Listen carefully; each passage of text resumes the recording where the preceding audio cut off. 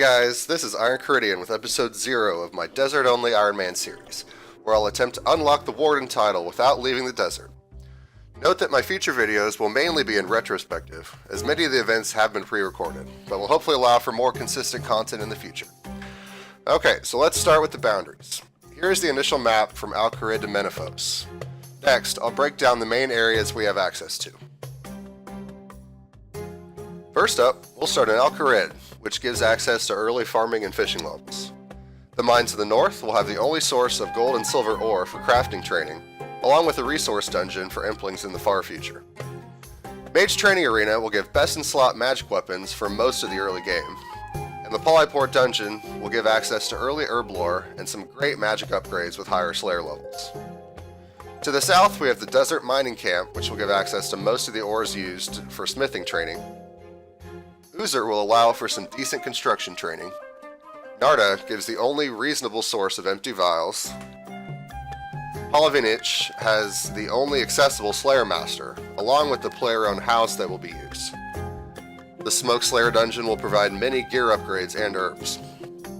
Sophanim will provide easy thieving and low-level combat training, along with many important quests.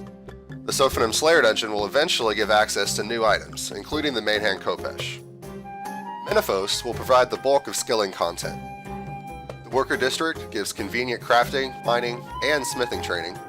The Merchant District gives some medium-level thieving.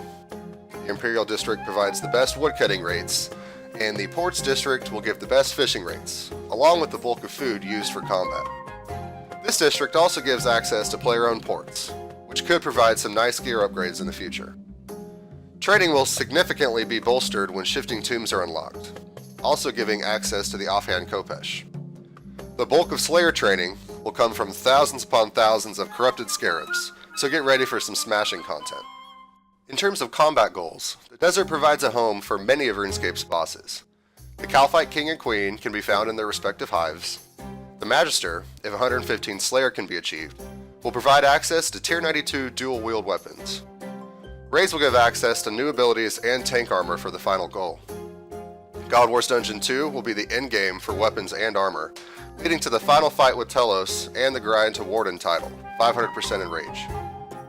While I want to remain as loyal to the desert-only mentality as possible, several caveats were made to unlock significant content or give access to inaccessible skills. That being said, challenges were put in place to limit the ease of access. Any quests or quest items that were inaccessible in the desert were allowed up until the completion of the Smoking Kills quest, with the understanding that any training must be completed inside the desert. One-time access to Aubrey was allowed to unlock runes during the Rogue Trader mini-quest to allow reasonable magic training. Moving the player-owned house to Palavinich at 20 construction was allowed, with materials for 2 beds and the cook servant at 35 for access to plank making. Initial mining and smithing levels were completed before the rework, and any items turned to tokens were repurchased at a 1-to-1 rate from the Artisan's Workshop. The unlimited purchasing of shards and pouches from Pickup Sticks' shop was allowed for summoning access. However, all pouch creation will be completed in the desert, and all tertiary ingredients will be gathered there as well. Along with this, the Magic Carpet with bonus XP must be unlocked before initial training. The Invention Guild will be allowed for creation of gizmos and other devices. However, the normal 80 smithing, crafting, and divination requirements will be required before going there, and machines will be off limits.